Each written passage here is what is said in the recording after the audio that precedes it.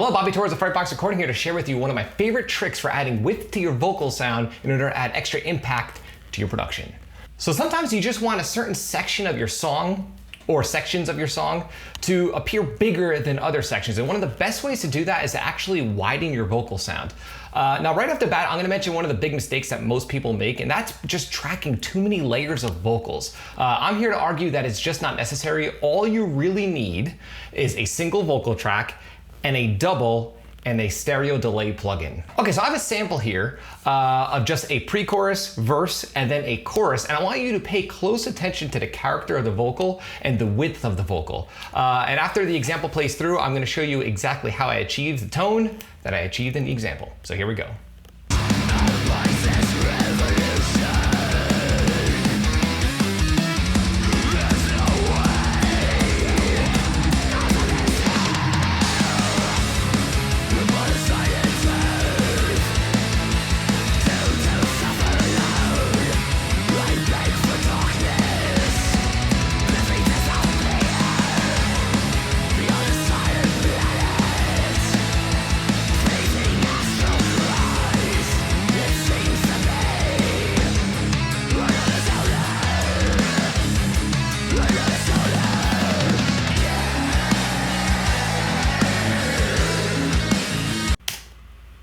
Okay, so you may have noticed that while the pre-chorus and verse were playing, the vocals were kind of like up the center, right? And then once the chorus kicked in, which was this purple area right here, right?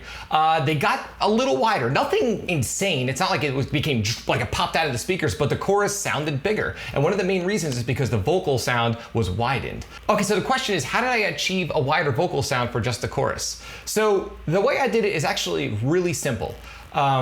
The verse vocal is just a single vocal track, just riding right up the middle.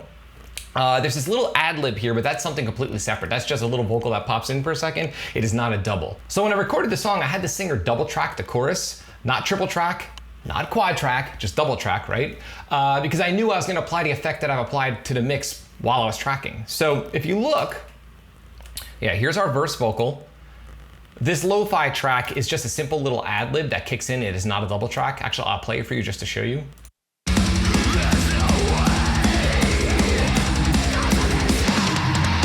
So that's not a double track. That's just a quick little second vocal that complements the main vocal off to the one side. It's actually panned toward the left. But when the chorus kicks in, the vocals are doubled. Now, it is not simply just two vocals up the middle.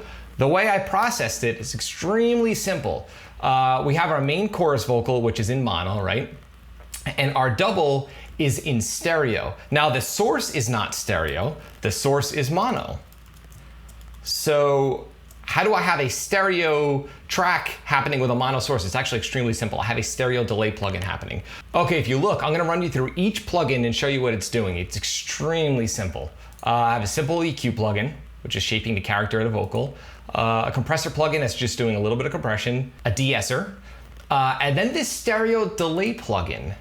And the way I have it set up is I have only the right side delayed. Now, in order to make this work, what you wanna do is you wanna load up, I'm gonna show you. You're gonna wanna load up a mono to stereo version of the plugin. So what it's doing is it's taking a mono source and making a stereo signal out of it.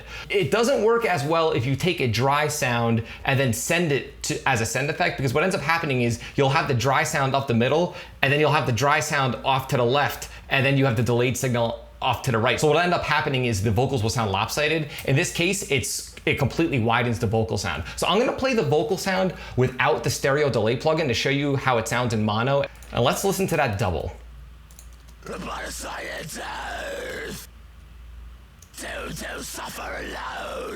Yeah, so it's just a simple screaming vocal up the middle with very basic processing like I just showed you, just an EQ, compressor, and a de-esser.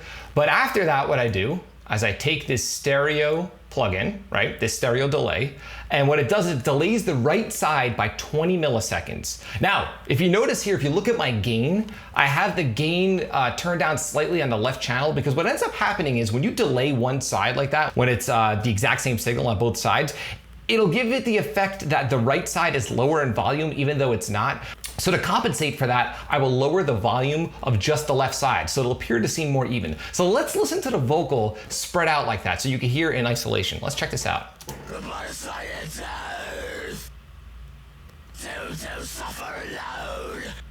I beg for darkness. Yeah, so as you can hear, the vocals sound crazy wide. Now, in my opinion, that will not work on its own, but it does work when it's paired with a double track of the same performance up the middle. So what you end up with is this. I'm gonna play just the mono main track along with the double track that's now stereoified. So let's check this out.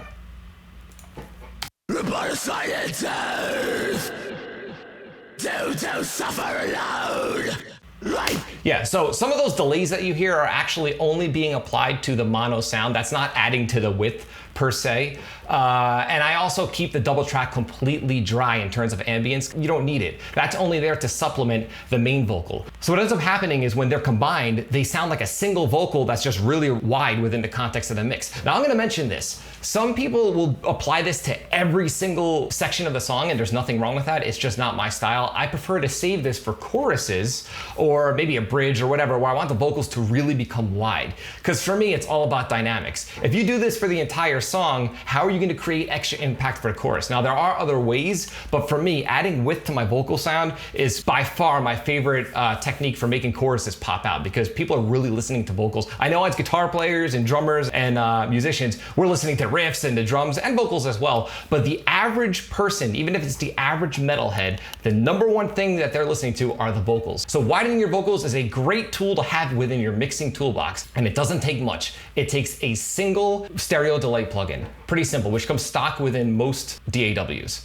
Okay, so let's listen to this example once more. So you can hear that contrast between the pre-chorus and the chorus, and you can hear how the vocals just kind of open up a bit. It just makes the chorus sound bigger. Again, the vocals were doubled, not tripled, not quad-tracked. It is not necessary. So anyway, let's listen to the pre-chorus and the chorus and see how the two contrast each other. Let's check it out.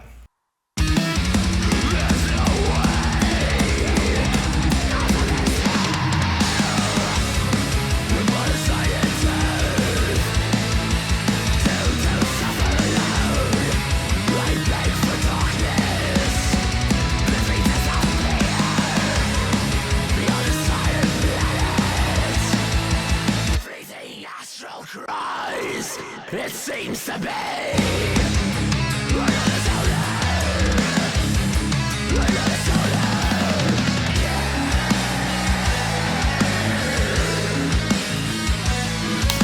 So there you have it. Again, those delays that you heard, those longer delays, are only happening on the main vocal. I keep the double tracked vocal completely dry because I want the effect to be that it's a single vocal track, just super duper wide. And if you add delays to the double track, it can sometimes make your vocal sound a little messy.